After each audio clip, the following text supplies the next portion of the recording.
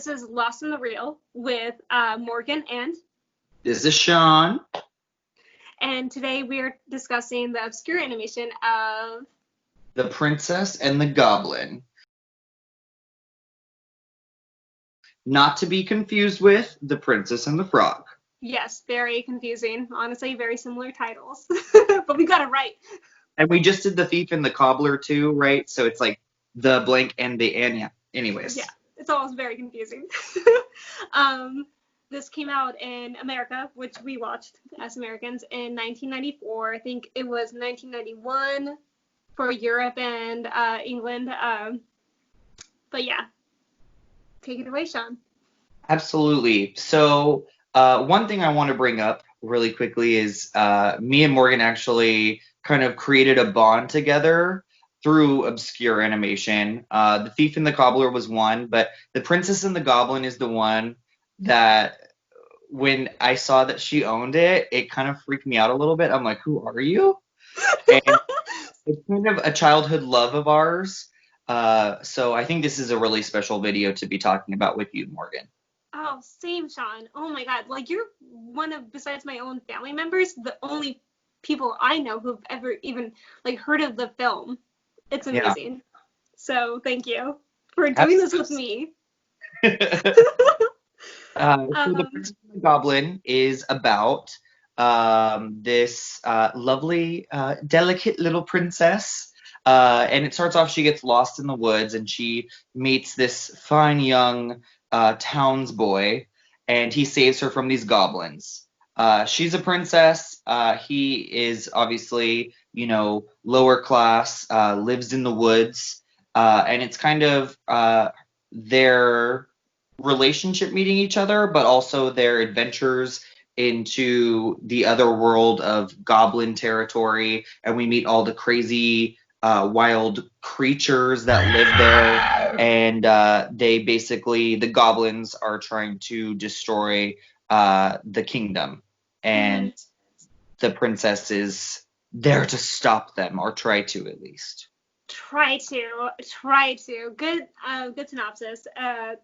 I think it's called The Princess and the Goblin, and the young boy that the princess falls or becomes friends with, his name is Curdy, and which is like, everything's pretty, like, it's based on the book by George MacDonald from 1872, and it's very similar to the book, but, like, let's be honest, the movie should be called Curdy and the Goblin, because rewatching the movie, like, the princess is a very lovely, semi-strong female character, but, like, she's very dainty, and it's just like she almost has power, and then really it's just Curdy in to save the day, who is the miner who kind of foils the plans of the goblins who try to take over the sun people, as we call the people above the ground. I don't know. It's crazy as an adult watching this film again versus being a young girl, and it's different. It's definitely different. I'm so curious to know what you think, but we need to go into detail more. But okay. I kind of feel like I feel the same. But yeah, right? Let's talk about the animation first, since we love to talk about the animation. This is the whole point of it, right? Animation. Okay, go ahead. I started last time. What do you think? I think it is some ugly ass animation. Okay. So the watercolor backgrounds are actually really nice. I know, they're kind of pretty. You can kind of tell, like, the difference of the character animation versus the background watercolor animation. But the character animation is so fucking ugly. I, like, could not get over it. It's like it goes everywhere, and, like, sometimes you're like, oh, it's detailed, and then you're like, what the fuck happened to Curdy's face? Like, yeah, it's frightening. What I do think the animation lends itself well to is the goblin animation, because they are nasty and ugly, and the animation is ugly, so it's perfect.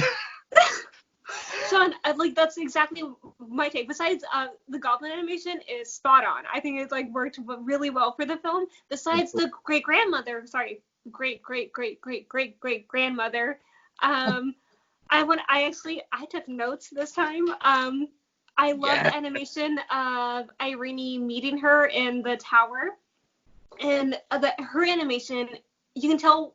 I think they put majority of the budget into the great grandmother Irene, and there was those scenes of the magical, mystical stuff. I would I, put half the budget into animating her damn hair. oh, straight up! No, seriously, straight up! And like the pigeons, like Yeah. and the watercolor backgrounds.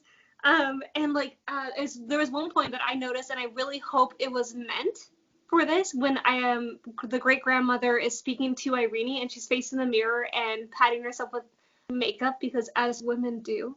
And she continues to speak, but the mirror image of her, the great grandmother, stays silent looking at Irene. And I thought, and I'm really hoping this was meant to be, that was a really nice little detail. And I'm going to hold on to that. Please let me hold on to that.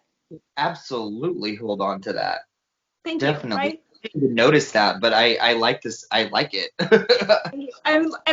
And anyone who may watch the film after this or who has seen the film, please tell me that I'm wrong or that I'm right. The latter. Thank you. But Ashley, can we speak about the budget for a second? This costs $10 million to produce, and it only grossed $2 million, a little over $2 million. Which, like, $10 million in that in the early 90s? Early 90s, and for a low budget, like the director is a kind of unknown man from Hungary, like, and it was in America battling Lion King in 1994, which There we go, people. it was 45 million in the Lion King budget.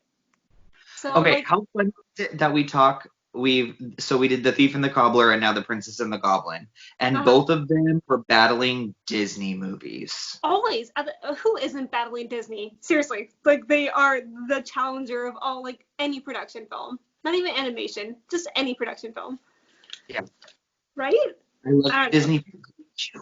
Fuck you. Like, I love Lion King. God damn it, I love the animated version, not the 2019 version.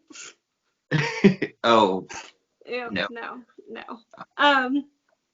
Okay, so going back, it's just like, we had the $10 million. Mm-hmm. Yes, it's not perfect. Yes, the watercolor could be just useless. I don't know. I like the sound effects. I remember as a child, I loved like the sound of Curdie running through the mines and like the water and everything. I like the sound effects. Yeah. Yeah, and like the stones and everything. That was really nice. I remember, and it still works to this day as an adult. I just like it's satisfying. I don't know what it is, but it is very satisfying. I think the sound effects are very pronounced in it, especially since most of the time, which I think when the film works, when the goblins are around, the sound effects are very amplified because they're in a cave. Yeah. And there's something like eerie and weird about the different sounds. Also, the sounds of the creatures, like they did some weird sound effects, and I really like whatever they did with those. I really like that too, and I just love the goblin human-esque humanoid people, and also the creatures too. Like, can we talk about the goblin cat that was like Turnip's fucking like nemesis? I love that cat. I am that cat. I love that cat too, but holy crap, it is scary, that cat, when he's like laying in her arms. Yes, and like in the bed, just like wrong cat. And then I made a note of this. When there's a flood scene at the very end, spoiler, anyone who's watching this, spoiler. And the goblin cat is riding on a wave on like a plank or something, and it's just like, that is a mood almost. Like, that is like my mood. Just like demon cat, like it's so good. I don't know why, but it made me laugh out loud when I saw the goblin cat ride up on the wave. So, do you think that this film is made for children? Yes, I think so. More so than humans. Adults. Children are humans, I swear. They're just a little more magical because they're like lighter. More than adults for sure. Compared to like even the Cobbler, which I think is a little bit more like artistic wise adult. I think children will enjoy it a little bit more. It's a little more goofy. The goblins are laughable, and you enjoy that more. Animation is lacking, which is why it doesn't need a lot of adult attention, right? Mhm. I don't know. What do you think? I kind of disagree with you. I think that there is a lot of really scary stuff in this movie. I don't know why it bothers me. Maybe it's because I remember it from when I was younger and it kind of scared the crap out of me. But Mm-hmm. there's just like, a lot of like horror movie moments in it with like the goblins, like their hand like comes out of the ground and like grabs like and like the creepy creatures. And to me, I don't like the goblins are so utterly disgusting and gross and slobbering all over themselves. It just is yucky, kind of. I don't know. I get really. it's kind of silly and whatnot, but I don't know. I don't know. I don't know if I would want my kids to watch this movie. I don't know why. I would. I thought the goblins were more silly, and then part of me is like, I'm probably projecting to my younger self, but I thought the goblins were silly when I was younger too. Okay, can we talk about Prince Froglet for a second? Like, I don't know. He's an interesting character, and his mother, who is possibly like, Well, they're even more of a crazy character. I love that. I don't know. I didn't get fear from this movie. It was disturbing in a sense because it was kind of dark, which is the animation, whatever. But the characters, they were just It, silly. yeah, I guess it is silly, and I don't know. There's like a sense of like yuckiness that comes from the movie, I guess. I don't know. Um, Yeah, I could see that. like Um, mom's toes. The oh goblin. yeah, that was like a very disturbing part. Or like I don't know, Froglet like picked his nose, which is a very good like thing. Like, oh, do you want to be the frog prince? Don't pick your nose. Like for Uh, children, yeah. maybe some adults. I don't know. I just love the royalty as the characters. Overall, the goblin crowd very bleh, very eh. And it's so weird. Like the animation could be so good at some points, and Mhm. they just tell they just like kind of gave up too. There's I don't points know. give up on the animation, and then Mm. there's where it's like super detailed, like with the great great great great great grandma. All in the Like hair. All in the it's hair. it's a little confusing because you can tell a lot of care was given to some of it, and then not a lot of care was given to some of the other scenes, which Yeah. is unfortunate.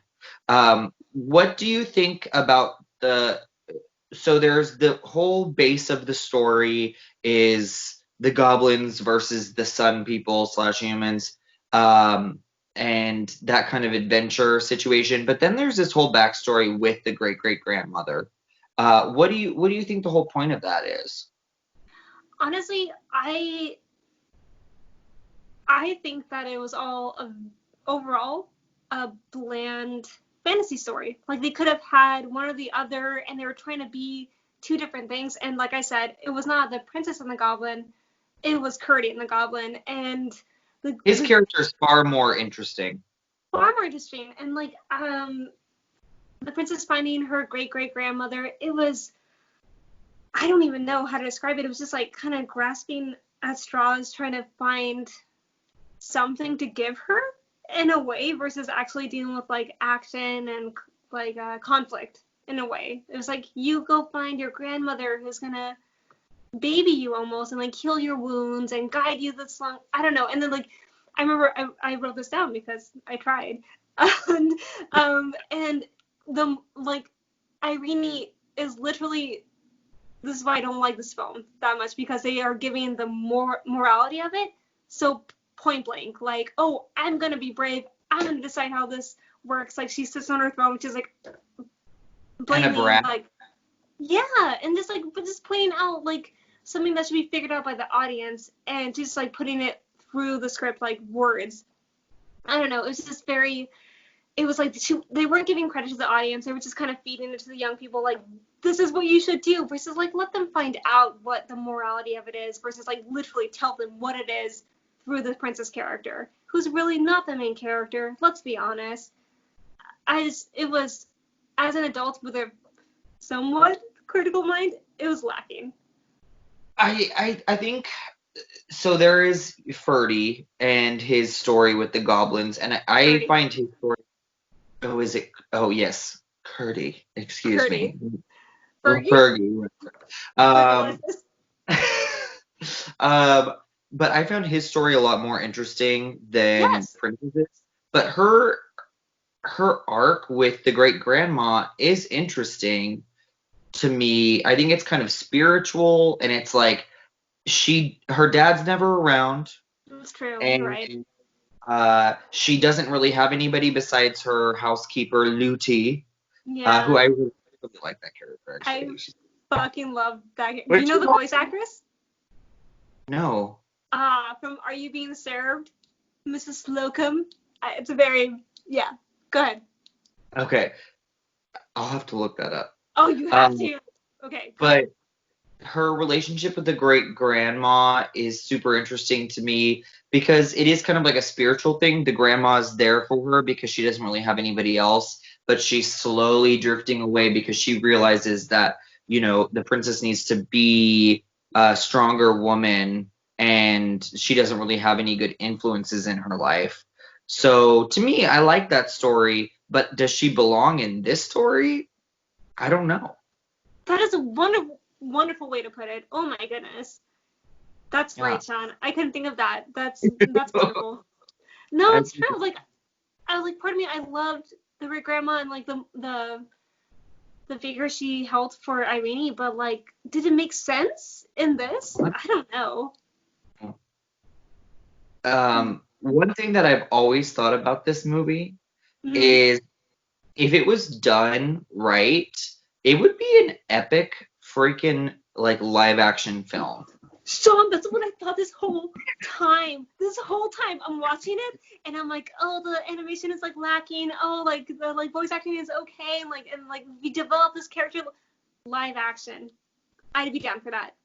It would be it would need to be done well and more seriously, still with some like flourishes, but it could be a really, really good live action movie. I want to see it. I think so too. I want to see it. I would love to see that. I think with more development and more detail, would be amazing. I'm so down for that. Which is, seriously, so good. I love that you said that. That's wonderful. So I think maybe we should give our last thoughts on The Princess and the Goblin. Do you want to go first? Animation was unique in its own way and detailed in its own way, but also lacking at some points. You could just tell. Voice acting and casting, spot on. I really love that. That was kind of what saved it. The sound effects, amazing. Plot, again, kind of like the animation, like unique and detailed at some points, and then just lacking. So honestly, my rate is a C. Very low C, almost a C minus, but a C, because it's my childhood, and so I'm biased a little bit. What about you? I still love this movie because, like you said, it is very much so a part of my childhood, and I loved it when I was a kid. So maybe I'm totally wrong in saying I wouldn't show this to my kids because I liked it when I was a kid. But I do think that the animation is not great. I think that there are a lot of things wrong with it, but it's a fun film. I have a great time watching it. Even now, I'm just like I would watch it again. I don't know, like it reminds me of childhood. But there's not a lot of great things to say about it too, unfortunately. So I think, besides, we didn't even talk about it. Oh my God, the song that Curdy sings at the beginning. And like the whole the theme song for the movie. I'm sorry. How do we not discuss this? Oh my God. Okay. What's wrong with us? we fucked up. Okay. that song was like well placed, and I think like it worked. I think that was like versus like. Seriously, one of the best parts of the movie. Maybe the best parts. And like, I'm gonna be honest, I'm a grown-ass adult, and when the soldiers in the castle started singing the song to get the goblins out, I was just like, yes, goose pimples. Like, So there are good things about it. There really are. And I mean, I think everyone should watch any movie we watch just because, why you not? know, you should open up your horizons of things that you haven't seen. But it was very disappointing watching The Princess and the Goblin again as an adult. I will also be awarding it a C. Yeah, Yeah. yeah, right. This is what it is. Still watch it and like see what your take is. Honestly, there's no harm in it. It's enjoyable no matter what. Yeah. There you go. So That's what it is. So, Sean, what do you think we should do for the next one? this is also one that brought us together. I feel like we should kind of start out doing movies that kind of brought us together to this moment in time. It is a really crazy version of a beloved fairy tale. It's called Happily Ever After. Yes, yes. I'm so down. Yes, yes. Okay, yes. Are you kidding me? Oh my God. Okay, I'm so down. Yeah. Yes. I'm pumped for this one. I think I mean I'm hoping that it doesn't like ruin my childhood like Princess and the Goblin kind of did. It didn't. Hey, come on. But yeah, honestly, it might. But who cares? Let's go for the ride. Let's enjoy Do it together as adults. We're doing Okay. Yes, let's it. do it. This is Morgan. Sean. See you next time. Bye. There's a power in there.